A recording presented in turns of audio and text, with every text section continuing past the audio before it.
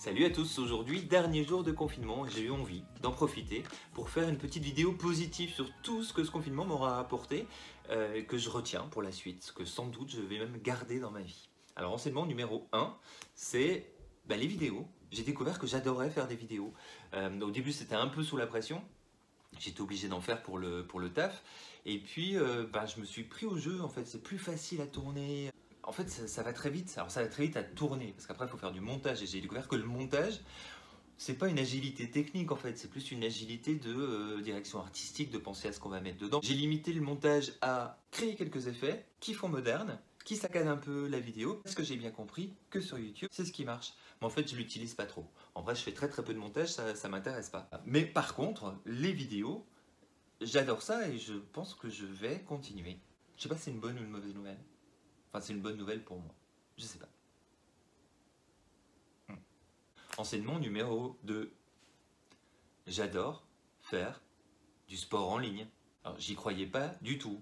L'histoire, c'est qu'au tout début du confinement, d'abord, je me suis appuyé sur des vidéos que des coachs ont mis gratuitement en ligne. C'est ce qu'a fait Kylian notamment, et j'ai utilisé tous ces petits modules pour m'entraîner de mon côté. J'ai découvert Victor qui s'est lancé dans des lives tous les matins à 10h, c'était millimétré.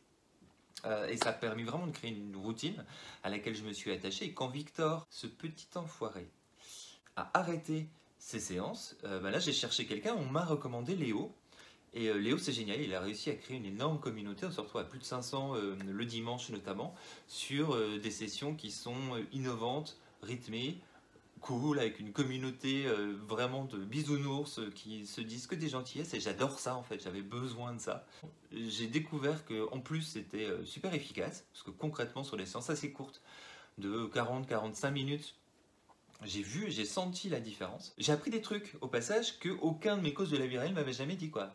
Par exemple, on ne fait jamais d'étirements tout de suite après une séance. Non, les étirements c'est une séance spécifique, à part.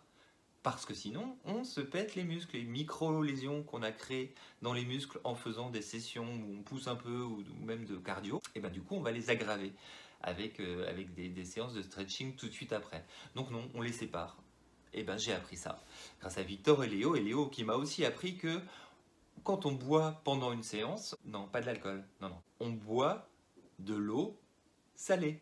Petite pincée de sel dans l'eau, parce qu'on évacue beaucoup d'eau et de sel quand on transpire, et que l'eau salée va permettre de refixer tout ça. Merci tous les coachs qui ont fait ça. Ça continue avec Léo, si vous avez envie de le rejoindre, je mets son lien quelque part, sur Instagram, des lives. Je pense que je vais continuer aussi après le confinement. Troisième enseignement, j'avais toujours rêvé de me retrouver un jour sur les bancs de l'école, mais de la petite école, voilà, celle où on apprend l'histoire, la géo, la grammaire, toutes les disciplines fondamentales. Et j'avais un peu le sentiment, avec mon parcours scientifique, d'avoir bien creusé les maths, la physique, les sciences naturelles, et d'être un peu passé à côté de l'histoire, la géo, même le français parfois. J'avais très envie de cours autour de ça, et Lumni nous les a offerts en fait tous les jours sur France 3, France 4, enfin France Télévisions. Il y avait des cours par des professeurs des écoles que j'ai kiffé, j'ai très envie que ça continue. Je pense que je vais sortir de ce confinement plus intelligent. Enseignement numéro 4. Alors comme tout le monde, j'ai découvert des attraits de la visioconférence qui globalement me gonflaient avant ça. Au-delà des apéros, j'ai fait comme tout le monde, j'ai fait des apéros sur House Party, ou Zoom, ou Skype, ou d'autres. J'ai découvert la joie de donner des cours en visio et j'ai kiffé ça, c'était vraiment chouette. Sur Zoom, une quarantaine d'étudiants. Alors merci aux étudiants d'avoir joué le jeu, d'avoir été super participatifs, réactifs dans le game quoi. J'ai aimé cet exercice de style, il a fallu en plus réinventer les cours complètement, leur donner une nouvelle structure. C'est un nouveau parcours pédagogique qu'il faut inventer où personne n'a vraiment les clés en fait. Et j'aime bien participer à inventer ça. Donc ouais, les cours en visio, j'en ai encore jusqu'au mois de juin et je pense que si j'ai l'opportunité de continuer, je ne vais pas m'en priver. Enseignement numéro 5. J'ai découvert la place que tenait dans ma vie le FOMO. Tu sais pas ce que c'est? Le FOMO. Fear of missing out, je crois. Ok, l'idée c'est la peur permanente de rater quelque chose parce qu'il se passe plein de choses dehors que moi je ne fais pas. Voilà. Et ça c'est ce qu'on n'a pas connu pendant le confinement, parce qu'on était tous dans la même situation et que finalement on était tous coincés entre quatre murs, parfois un peu au bord d'une piscine. je vous ai vu. Il n'y avait pas la grande fête qui se passe à 100 mètres de la maison et qu'on ne veut pas rater. Il n'y avait pas les potes qui se réunissent et on a envie d'en faire partie. Il n'y avait pas tout ça. Et finalement, ce FOMO, c'est un poids gigantesque dans ma vie que je ne réalisais absolument pas. Donc ne pas avoir cette charge mentale-là était absolument merveilleux. Et je vais mettre beaucoup d'énergie à faire en sorte que ça ne revienne pas dans ma vie. Et donc de décider que finalement, mes choix sont indépendants de ce que d'autres peuvent faire. Plus facile à dire qu'à faire, mais je vais essayer.